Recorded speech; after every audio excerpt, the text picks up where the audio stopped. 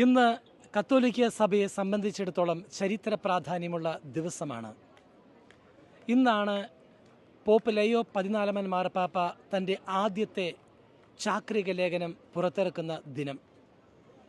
ഏകദേശം 135 വർഷങ്ങൾക്ക് മുമ്പാണ് പോപ്പ് ലയോ 13 മാർപ്പാപ്പ അന്ന് ലോകത്തിൽ വ്യാവസായിക വിപ്ലവത്തിൻ്റെ പരിണതഫലമായി ലോകം നേരിടുന്ന, സമൂഹം നേരിടുന്ന, മനുഷ്യൻ നേരിടുന്ന വെല്ലുവിളികൾക്ക് ഒരു പ്രതിവിധി എന്നോണം അല്ലെങ്കിൽ മറുപടി എന്നോണം തിരുസഭയിൽ റേരും നൊവാരും എന്ന് പറഞ്ഞ ചാക്രിക ലേഖനം മനുഷ്യ വംശത്തിൻ്റെ ഉന്നമനത്തിന് വേണ്ടി മൂല്യം ഉയർത്തിപ്പിടിച്ചുകൊണ്ട് പുറത്തിറക്കിയത്. അതിൻ്റെ 135 വാർഷിക ദിനത്തിൽ, അതായത് മെയ് 15 തീയതിയാണ് ലയോ 14 മാർപ്പാപ്പ പുറത്തിറക്കുന്ന ചാക്രിക ലേഖനം ഔദ്യോഗികമായി ഒപ്പിട്ട് സ്ഥിരീകരിച്ചത്. അത് ഇന്ന് മെയ് 25 തീയതി 2026 സിനഡ് ഹാളിൽ വെച്ച് അത് പ്രകാശനം ചെയ്തിരിക്കുകയാണ്. ലോകം മുഴുവനും വലിയ ആകാംക്ഷയോടുകൂടി തന്നെയാണ് ഈ പുതിയ ചാക്രിക ലേഖനത്തെ നോക്കിക്കാണുന്നത്. കാരണം ഇന്ന് ലോകത്തിൽ മനുഷ്യൻ നേരിടുന്ന വെല്ലുവിളികളിൽ അതിപ്രധാനമായ ഒരു കാര്യം തന്നെയാണ് നിർമ്മിത ബുദ്ധിയുടെ ശക്തമായ കുതിച്ചുകയറ്റവും വളർച്ചയും. ഇത് സാമൂഹിക ജീവിതത്തെ, അതോടൊപ്പം തന്നെ മനുഷ്യൻ്റെ ജീവിതത്തെ അതിശക്തമായി സ്വാധീനിക്കുന്ന തരത്തിൽ തൊഴിൽ മേഖല, സാമ്പത്തിക മേഖലകളൊക്കെ ബാധിക്കുന്ന രീതിയിൽ നിർമ്മിത ബുദ്ധി വളർന്നുകൊണ്ടിരിക്കുകയാണ്.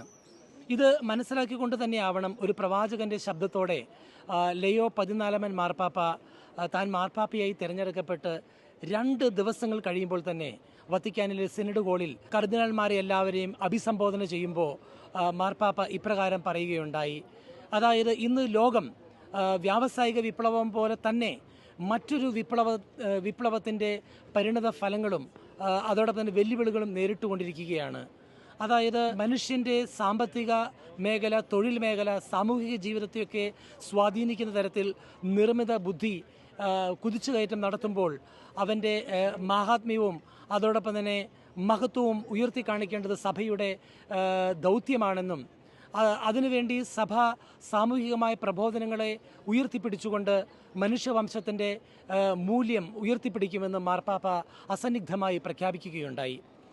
അതിനുശേഷം മാർപ്പാപ്പ തുടർന്നുള്ള തൻ്റെ പേപ്പസിയുടെ വാർഷികം കഴിഞ്ഞ് വരുന്ന ഈ മാസം തന്നെ ഏറെ പ്രാർത്ഥനയോടും ഒരുക്കത്തോടും കൂടി തന്നെ പുതിയ ചാക്രിക ലേഖനം ലോകം മുഴുവനുമുള്ള 1.4 ബില്യൺ കത്തോലിക്ക ജനതയെ അഭിസംബോധന ചെയ്തുകൊണ്ട് പുറത്തിറക്കുമ്പോൾ, അത് സഭയുടെ തന്നെ ഔദ്യോഗികമായ ഒരു പഠനമായി പുറത്തിറക്കുമ്പോൾ അതിനേറെ പ്രാധാന്യമുണ്ട്.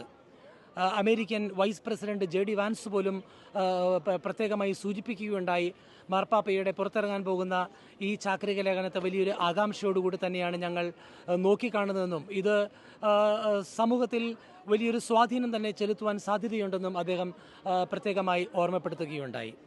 ഏതായിരുന്നാലും 2026 മെയ് 25 തീയതി 11:30 മണിക്ക് വത്തിക്കാനിലെ സിനഡ് ഹാളിൽ വെച്ച് cardinal Pietro Parolin, secretary of state Vatican, അതോടൊപ്പം തന്നെ വിവിധ ഡെക്കാസ്ട്രികളുടെ പ്രീഫെക്റ്റുമാരായ മാനുവൽ ഫെർണാണ്ടസ് കർദിനാൾ, അതോടൊപ്പം തന്നെ മൈക്കിൾ ഷെർണി എന്നീ കർദിനാൾമാരുടെയൊക്കെ സാന്നിധ്യത്തിലും ഈ മാർപ്പാപ്പയുടെ ചാക്രിക ലേഖനം പുറത്തിറക്കുമ്പോൾ ലോകം മുഴുവനുമുള്ള വ്യത്യസ്തമായ യൂണിവേഴ്സിറ്റികളിൽ ഈ മേഖലകളിൽ പ്രാഗൽഭ്യം തെളിയിച്ചിട്ടുള്ള പ്രൊഫസേഴ്സും ആ സാഹചര്യത്തിൽ സന്നിഹിതനായിരുന്നു എന്നുള്ളത് പ്രത്യേകം എടുത്തു പറയേണ്ടതാണ്. അതിലുപരിയായി മാർപ്പാപ്പ തന്നെ ഇതിൻ്റെ റിലീസിംഗ് ചടങ്ങിൽ മാർപ്പാപ്പ തന്നെ പ്രത്യേകമായി അതിൽ പങ്കെടുത്തു എന്നുള്ളത് നാം ഓർത്തിരിക്കേണ്ട കാര്യമാണ്. ഏതായിരുന്നാലും മാർപ്പാപ്പ തൻ്റെ പേപ്പസിയിൽ ഉടനീളം ഈ ആർട്ടിഫിഷ്യൽ ഇൻ്റലിജൻസ് അല്ലെങ്കിൽ നിർമ്മിത ബുദ്ധിയുടെ സാങ്കേതിക വശങ്ങളുമായി ബന്ധപ്പെട്ടും അതോടൊപ്പം തന്നെ ഇത് മനുഷ്യവംശത്തിൻ്റെ അതോടൊപ്പം മനുഷ്യരാശിയുടെ മഹത്വം ഉയർത്തി കാണിക്കുന്നതിൽ എത്രമാത്രം ശ്രദ്ധ ചെലുത്തേണ്ടതുമാണ് എന്നുള്ള കാര്യം പല സാഹചര്യങ്ങളിലായിട്ട് വ്യക്തമാക്കുകയുണ്ടായി. നിർമ്മിത ബുദ്ധി, ആർട്ടിഫിഷ്യൽ ഇൻ്റലിജൻസ് ആരോഗ്യ മേഖലയിലും അതോടൊപ്പം തന്നെ മറ്റ് പല മേഖലകളിലും മനുഷ്യന് ഉന്നതമായ സഹായങ്ങൾ ചെയ്യുന്നുണ്ടെങ്കിലും അത് മനുഷ്യൻ്റെ മഹത്വത്തെ, ഡിഗ്നിറ്റിയെ ചോദ്യം ചെയ്യുന്ന രീതിയിൽ തന്നെ ചില സാഹചര്യങ്ങളിൽ വെല്ലുവിളികൾ ഉയർത്തുന്നതായി മാർപ്പാപ്പ ലയോ 14 മാർപ്പാപ്പ മനസ്സിലാക്കുകയും ഈ മേഖലകളിൽ അതിശക്തമായ ഇടപെടലുകൾ ആവശ്യമുണ്ട് എന്ന് തിരിച്ചറിഞ്ഞതുകൊണ്ടുകൂടിയാണ് ഇത്തരത്തിൽ ഒരു പുതിയ ചാക്രിക ലേഖനം, തൻ്റെ ആദ്യത്തെ ചാക്രിക ലേഖനം നിർമ്മിത ബുദ്ധിയെക്കുറിച്ച് അദ്ദേഹം പുറത്തിറങ്ങുന്നത്. ഇതിലെടുത്തു പറയേണ്ട ഒരു കാര്യമെന്ന് പറയുന്നത്, മാർപ്പാപ്പ ഈ ചാക്രിക ലേഖനം പുറത്തിറക്കുമ്പോൾ അത് ലോകത്തിലെ ക്രൈസ്തവരെ അല്ലെങ്കിൽ കത്തോലിക്കരെ മാത്രം അഭിസംബോധന ചെയ്തുകൊണ്ട് പുറത്തിറക്കിയിരിക്കുന്ന ഒരു ചാക്രിക ലേഖനമല്ല, മറിച്ച് people of all good will എന്നാണ് അത് അഡ്രസ്സ് ചെയ്തിരിക്കുന്നത്. അതായത് ലോകം മുഴുവനുമുള്ള ഒരു സാർവത്രിക മാനം നൽകുന്ന രീതിയിൽ കത്തോലിക്ക സഭയ്ക്ക് മക്കൾക്ക് അപ്പുറത്തേക്ക് ലോകം മുഴുവനുമുള്ള എല്ലാവരോടുമായിട്ടാണ് ഈ ചാക്രിക ലേഖനം മാർപ്പാപ്പ അഡ്രസ്സ് ചെയ്തിരിക്കുന്നത്. ലയോ 14 മാർപ്പാപ്പയുടെ മുൻഗാമികളും ഇത്തരത്തിൽ ചാക്രിക ലേഖനങ്ങൾ എഴുതിയപ്പോൾ to people of all good will എന്ന് സൂചിപ്പിക്കുകയുണ്ടായി. പ്രത്യേകിച്ച് ജോൺ 23 മാർപ്പാപ്പ മാത്തർ എത്ത് മജിസ്ട്രീസ്, അതോടൊപ്പം തന്നെ പാച്ചം ഇൻ തേറീസ് എന്ന് പറഞ്ഞ ചാക്രിക ലേഖനം 1961 1963 പുറത്തിറങ്ങുമ്പോൾ ഇത്തരത്തിൽ കത്തോലിക്കർക്ക് വേണ്ടി മാത്രമായിരുന്നില്ല, to all the people of good will എന്നുള്ള രീതിയിൽ ലോകം മുഴുവനും സാർവത്രിക മാനം നൽകുന്ന രീതിയിൽ എല്ലാവരുടെയും ശ്രദ്ധയെ ആകർഷിച്ചുകൊണ്ട് തന്നെയാണ് അന്നും ചാക്രിക ലേഖനം പുറത്തിറക്കിയിരിക്കുന്നത്. ഏതായിരുന്നാലും മറ്റൊരു സുപ്രധാനമായൊരു കാര്യം എന്ന് പറയുന്നത്, ഈ ചാക്രിക ലേഖനത്തിൻ്റെ പ്രസാധന സമയത്ത് അമേരിക്കയിലെ ഉന്നതമായ പ്രശസ്തമായ ആർട്ടിഫിഷ്യൽ ഇൻ്റലിജൻസ് മേഖലയിൽ വലിയ സംഭാവനകൾ ചെയ്തുകൊണ്ടിരിക്കുന്ന ആന്ത്രോപിക് ആർട്ടിഫിഷ്യൽ ഇൻ്റലിജൻസിൻ്റെ മേഖലയിലെ കോ ഫൗണ്ടറായിരിക്കുന്ന ക്രിസ്റ്റഫർ ഓലയും ഇതിൽ പങ്കെടുക്കും എന്നുള്ളത് പ്രത്യേകമായിട്ട് നമ്മൾ ഓർത്തിരിക്കേണ്ട ഒരു കാര്യമാണ്. അതായത് അദ്ദേഹം ക്രൈസ്തവ മൂല്യങ്ങളെ ഉയർത്തിപ്പിടിക്കുന്ന രീതിയിൽ തന്നെയാണ് നിർമ്മിത ബുദ്ധിയുടെ മേഖലയിൽ പ്രവർത്തനങ്ങൾ നടത്തിക്കൊണ്ടിരിക്കുന്നതും പരാമർശങ്ങൾ ചെയ്യുന്നതും. അതുകൊണ്ട് തന്നെ അദ്ദേഹത്തിൻ്റെ സാന്നിധ്യം കത്തോലിക്ക സഭയ്ക്ക് ഒരു മുതൽക്കൂട്ടാണെന്നും നമുക്ക് മനസ്സിലാക്കുവാൻ സാധിക്കും.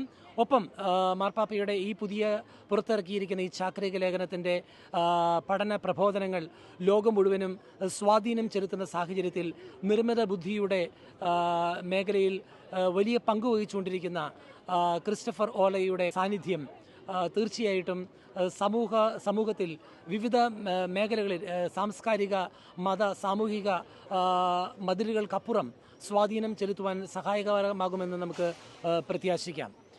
ഏതായിരുന്നാലും വിവര സാങ്കേതിക മേഖലയിൽ ലോകം വളർന്നുകൊണ്ടിരിക്കുമ്പോൾ അത് മനുഷ്യ ജീവിതത്തിൻ്റെ സാമൂഹികമായ ജീവിത സാഹചര്യങ്ങളെ സ്വാധീനം ചെലുത്തുമ്പോൾ മനുഷ്യൻ സൃഷ്ടിക്കപ്പെട്ടിരിക്കുന്നത് ദൈവത്തിൻ്റെ ഛായയിലും സാദൃശ്യത്തിലാണെന്നും മനുഷ്യന് അവനിൽ തന്നെ വലിയ ഒരു മഹത്വമുണ്ടെന്നും അവൻ ദൈവത്തിൻ്റെ പ്രതിച്ഛായയാണെന്നും ലോകത്തിലെ ഏത് വിവര സാങ്കേതിക മേഖലയിലുള്ള വളർച്ചയും ആ മഹത്വത്തെ വിസ്മരിച്ചുകൊണ്ട് മുന്നോട്ട് പോകുവാൻ ആകുകയില്ല എന്നും മാർപ്പാപ്പ പ്രത്യേകമായിട്ട് തൻ്റെ ചാക്രിക ലേഖനത്തിലൂടെ സൂചിപ്പിക്കുകയാണ്. മനുഷ്യരാശിയുടെ മഹത്വം ഉയർത്തി കാണിക്കുന്ന തരത്തിൽ ഇതിനു മുമ്പും പല രീതിയിൽ പല മാർപ്പാപ്പമാരും പല ചാക്രിക ലേഖനങ്ങൾ ഇറക്കിയിട്ടുണ്ട്. അതോടൊപ്പം മനുഷ്യ വംശത്തിൻ്റെ വളർച്ചയ്ക്കും ഉന്നമനത്തിനും വേണ്ടി ലയോ 13 മാർപ്പാപ്പ റേറും നൊവാരും, അതോടൊപ്പം തന്നെ ജോൺ പോൾ 2 മാർപ്പാപ്പ എവാഞ്ചലി വീത്തെ എന്ന് പറഞ്ഞ ചാക്രിക ലേഖനവും, അതോടൊപ്പം തന്നെ ജോൺ 23 മാർപ്പാപ്പ പാച്ചം ഇൻ തേറീസ് എന്ന് പറഞ്ഞ ചാക്രിക ലേഖനവും, ഇങ്ങനെ വിവിധങ്ങളായ മാർപ്പാപ്പമാർ ഓരോ കാലഘട്ടത്തിലും ഇതുപോലെ സമൂഹത്തിൽ വന്നുകൊണ്ടിരിക്കുന്ന ശാസ്ത്രീയ വളർച്ചയുടെ സ്വാധീനം മനുഷ്യൻ്റെ ഡിഗ്നിറ്റിയെ, അവൻ്റെ മഹത്വത്തെ പ്രതികൂലമായി ബാധിക്കുന്ന സാഹചര്യത്തിൽ ചാക്രിക ലേഖനങ്ങൾ പുറത്തിറക്കിയിട്ടുണ്ട്. ഈ കാലഘട്ടത്തിൽ ഏറ്റവും പ്രാധാന്യമറിയിക്കുന്ന ഉന്നത ഒരു കുതിച്ചുകയറ്റം തന്നെയാണ് നിർമ്മിത ബുദ്ധിയുടെ മേഖലയിൽ സംഭവിച്ചുകൊണ്ടിരിക്കുന്നത്. അതുകൊണ്ട് തന്നെ മാർപ്പാപ്പ ലയോ 14 മാർപ്പാപ്പ തൻ്റെ ആദ്യത്തെ ചാക്രിക ലേഖനം ഈ മേഖലയിൽ പുറത്തിറക്കുമ്പോൾ അത് 2ാം വത്തിക്കാൻ കൗൺസിലിൻ്റെ പഠനത്തിൻ്റെ ഒരു തുടർച്ചയായിട്ട് വേണം നമുക്കതിനെ മനസ്സിലാക്കുവാനും. കാരണം സഭ മുന്നോട്ടുള്ള തൻ്റെ വളർച്ചയിൽ സയൻസ് ഓഫ് ദ ടൈം, കാലഘട്ടത്തിൻ്റെ അടയാളങ്ങൾ വിവേചിച്ചറിഞ്ഞുകൊണ്ട് തന്നെ മുന്നോട്ട് പോകണമെന്നുള്ള സഭയുടെ പഠനത്തിന് പ്രത്യുത്തരം നൽകിക്കൊണ്ടാണ് പുതിയ മാർപ്പാപ്പ ഇത്തരത്തിൽ ഒരു ചാക്രിക ലേഖനം പുറത്തിറക്കിയിരിക്കുന്നത്.